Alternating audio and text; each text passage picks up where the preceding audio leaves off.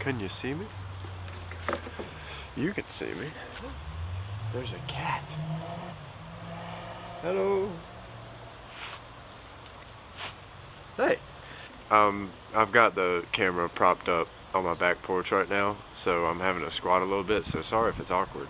So I just got cleaned up and washed up from my mission / adventure from this morning with my friend Matthew. Y'all be on the lookout for that video. It's gonna be pretty good. Call some Mondos. This lint's so dirty still. I don't understand. Anyway, back on topic. This is not that video. This video is obviously, if you read the title, gonna be about how to spool braid on a spinning rod or a spinning reel. It's just a little quick video to maybe help somebody out there out if you know you're having trouble with keeping braid from getting knotted up on your reel, or if you're having trouble with it being too loose, or just if you're having trouble in general with braid, because sometimes braid can be tricky. This video is meant to help you. It's meant to be just a quick educational thing. Probably, I don't think you're gonna see any fish in this video, but for right now, hope y'all enjoyed the video, and I'll see you later. Today we're gonna turn the microphone on. Mic check. Mic's on. Today we're gonna teach you how to spool a reel. Because considering that's how you have to catch fish. You could just get in there with your bare hands. That's called canoodling. We have a spinning reel. This is Matthew's rod. You'll meet Matthew in a second. Hey guys. And we're gonna be putting 15-pound spider wire on this reel. Now, an important thing to remember is there's 3 types of line: braid, mono, and fluorocarbon. If you're putting braid on your fishing rod, do not go straight braid. You have to put either mono or fluorocarbon on first, because if you put just straight braid, it's gonna slip, which means your line is just gonna go like this on your reel when you are trying to get a fish, and it's just not gonna go very well, because then you won't be able to catch the fish. So first, you gotta put the line through all the eyes and down to the reel. Okay. So, really close to the camera. So I ran the mono through all the eyes, so now we're down here, and we're gonna take it, we're gonna wrap it around. We're gonna wrap it around one whole time. And then we're gonna just tie a simple knot, any kind of knot. And then we're gonna wrap it around again, and you're gonna tie another knot. But on this knot, you're gonna tie a double knot. And that's all you have to do. You don't want to reel too much of the mono or fluorocarbon onto the reel. You just want to reel enough to know that, you know, your braid's not going to start slipping when you reel. So just, you know, just a couple of turns with the handle and you'll be good to go. I mean, you don't have to like do half of your spool as mono. That would be sort of worthless. Then you take your braid. I guess I have to show you guys how to tie on the braid. I was fixing to say you just take your braid and attach it, but you might not know how to do that. You get a lighter and you melt them both and stick them together. Not really, don't do that. That would not be a good idea. I would recommend. Fire always helps. I'm not responsible if you try that. So, you take your mono. This might be sort of hard to see. You see that? Your mono, and then your braid. Oh, that's really hard to see. There you go. Your braid. That's your braid. Okay, so you take your mono and you make a loop. So you take this end and you put it to this end, and you make like a loop. Then you take your braid, you go from the bottom side of the loop up,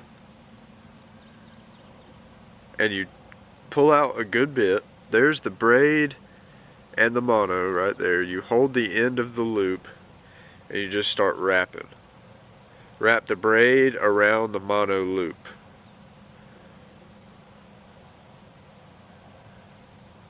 A couple of times. I think I usually do about 7 or 8 for just this type of fishing. But if you're going for bigger fish, I suggest wrapping it more. So then it should look like that. The camera will focus. It's not gonna focus. But what the heck? And then you pinch what you just wrapped, and then you wrap the other way.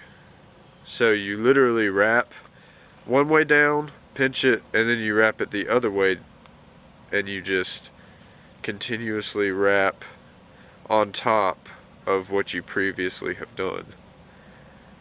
And then when you get to the end, and this is an important part because if you don't get this part right, then the whole knot will just be completely messed up.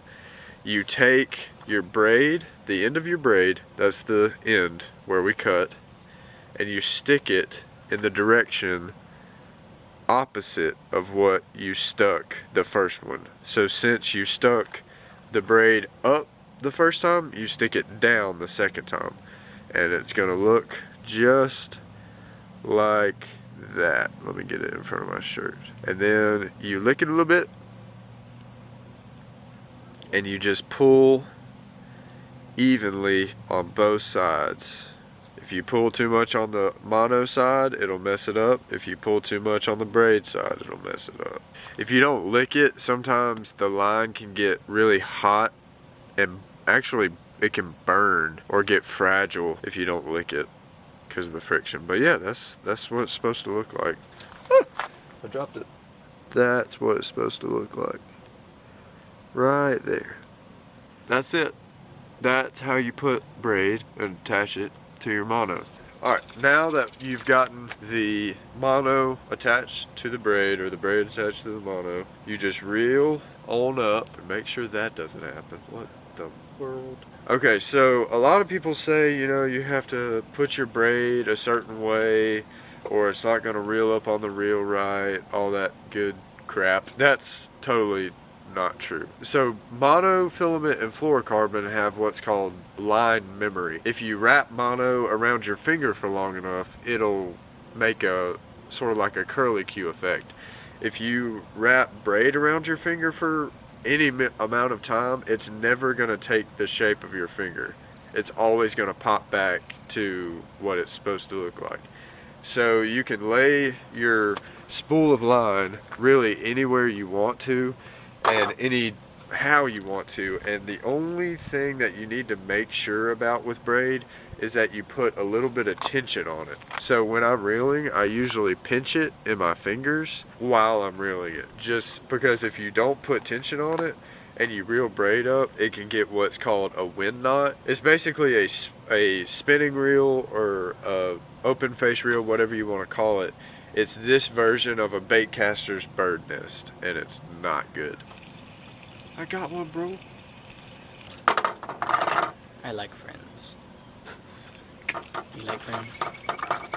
Alrighty. And that is how it's done. I would give suggestions on what type of braid to use and all that, but I mean, that's just your own personal opinion. Whatever you like is what you need to get. But your reel, you do need to sort of abide by what your reel says. Anyway, yeah, that's how your reel line up. Hope that was informational. Holding your line to put tension on it is going to give you like these little marks. Don't freak out. That's not like you're burning your fingers off. A lot of braided line is dyed, and it's just the dye, so don't think you need to go to the hospital or anything. You're okay. Unless you cut your finger, then, you know, that's a different story.